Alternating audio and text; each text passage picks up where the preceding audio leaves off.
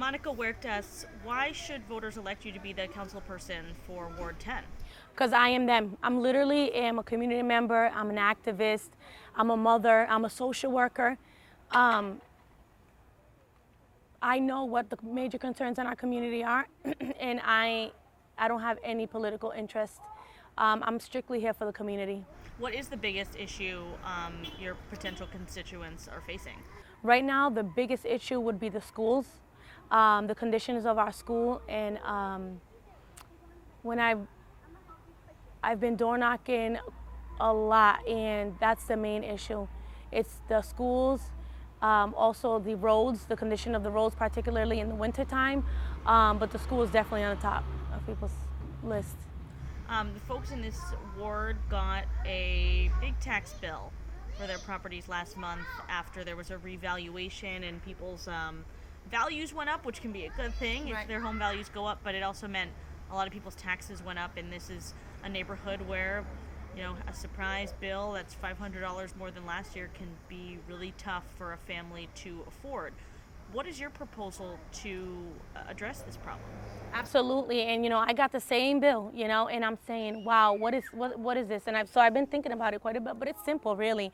The answer would be there's 43% of the property that's owned in the city is not taxed because it's owned by big corporations, and I'm saying, take that money from there and put it in our schools and put it in, and so that we don't have to fit the bill. Spread it out evenly. Spread out the tax bracket evenly so that we don't have to fit the bill all the time.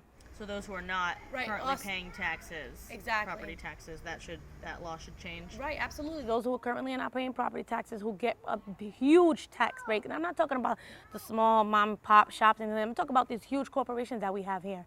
Have them pay their fair share of taxes.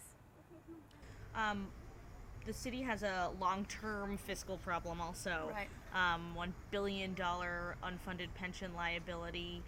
The mayor had suggested to sell the water supply to pay for it. That didn't happen. Right, that's good. What is your suggestion? I have to look into the different avenues that we have, but I think that, again, from some of these taxes that we have, and also, like I said, I have to look at the specific things, but there's huge corporations that come here into Providence. Another thing would be there's a lot of revenue that we get from the port, from specifically violators, that they get fined. These huge corporations, they get fined very often because they either violate like a permit or air quality permit or a water quality permit. I'm saying, let's bring that money back into the city. Where does that money go? Let's bring some of that money back into the city so that we can fund some of these things. You rolled your eyes a little bit when I mentioned the mayor's proposal to sell the water supply. How would you grade the job that Mayor Elorza is doing? I think that it's issue by issue. I'm glad that he listened to the community. And I think that's the most important thing, that he listened to his constituent, not necessarily listen to everybody. This is the capital city, but I feel like everybody has their hands in Providence. And so a lot of the people who were saying that, some of them don't have any long-term interest in our city. But I think that ultimately he did the right decision. And again, it's case by case with him. You mentioned everyone has their hands in Providence. The General Assembly certainly does all the time. Is there any particular bill that you would like the General Assembly to pass that would help Providence? Well, I can't, it's a little iffy, and right now we're such in a political climate where everybody wants to comment, and it's such a short race that I want to make sure that I keep friendly with everybody. But certainly, but you need to distinguish yourself from the other candidates. Right. Again, it's tricky business. Everybody has their hands in Providence, and I wish that we definitely would get more money to the city, that we would get not just with the roads and things like that, but actually to fix our schools. Again, it's a tricky question, and I have to keep everybody happy. You'd like the General Assembly to appropriate more money for Providence Definitely, schools. Absolutely. If you had a choice, what committee would you serve on in the City Council? Ooh, finances would be a big one. I know that's a tricky one to sit on, but also like culture and diversity. I want to see more things coming here. You know, low income housing, affordable housing, those type of committees, you know, that have to do with the people that are here already. How would you address the affordable housing problem in the city? Again, have people pay their fair share of taxes, build put more money into low income and affordable housing, rent control, things like that. And again, that's not a very popular issue, a very popular statement, but again, we're sick of I'm it. curious, there are other cities in other states that when a big apartment building goes up, they're required to make a percentage Right. affordable. Do you wish that Providence did that? Absolutely, absolutely. A certain percentage should be affordable and should be low income, which is the key too, because you know your affordability is not the same as my affordability. But also we have people who need Section 8 vouchers, people who are on fixed incomes that need those apartments as well. Are there any particular ordinances that you would introduce as a city councilor when you first start? You know, a lot of the things that I worked on have been with like the port, and so I definitely would introduce something where we can start decommissioning a lot of the things that are in the port so that we can make the port more beautiful for our own good. That's going to bring a lot of jobs, a lot of revenue if we do good things in the port. But also, you know, one of the things I want to see is the schools becoming nicer and cleaner, but also having more ethnic studies and things of that nature in a school, better ESL classes. Certainly keeping more of the arts programs and the dance program, bring all those things back. But that's something that I want to work on. How has your job as a social worker informed your decision to run for city council? That was probably the main reasons why I wanted to run for city council, because I see the suffering of our city every day, and not just as like I'm reading on a newspaper or, you know, I actually live it and I see it every single day.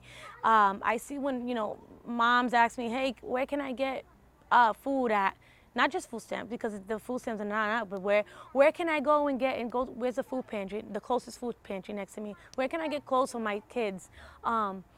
Real deep issues that people on the top don't seem to care about as much. What do you think about the state's decision to take over the Providence schools? You know what? I'm not too convinced right now, but I think that the commissioner, I think she has her head set in the right place. I heard her speak actually last weekend, and she kind of bought me a little bit with what she said, because she really understands where she's coming from, a place of she was in public schools.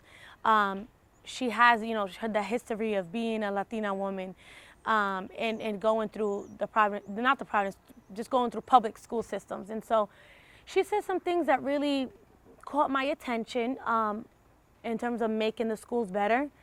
But we'll have to see. We'll have to see. Again, I'm not too bought in it because, you know, they try to do it with Central Falls, you know, and nothing's changed in Central Falls. They say that they argue that was a financial takeover, Right. and it wasn't about actually changing all the other stuff in the Yeah, school. that's what they said. That's what they said. And again, I don't know all the details to that, but that's how the community perceived it. And so that's my take on it. And finally, the reason that this seat is open is because the predecessor, Councilman Aponte, took a plea for embezzling campaign funds and had to resign his seat. This is the person that has represented this ward for 2 decades. Mm-hmm. So how do you bring the trust back to this ward? How do you kind of show your constituents that they should be able to trust their elected leaders to be honest? Well, you know, I am definitely the change that they were looking for. And so they can trust that I'm not a regular politician. And I think that's why they trust me, and they've opened their doors so well to me. And every time that I speak to somebody, it's been like, wow, amazing, because I'm not your average politician. I am one now, I guess, but I'm a social worker, and that's my root, and it is my base, and it'll always be that way. And so I think that, you know, hey, I'm not really a politician. I'm a social worker, so they can trust me because of that. Thank you so much, Monica Huertas. Thank you. Democrat of Ward 10. Thank you so much. Thank you.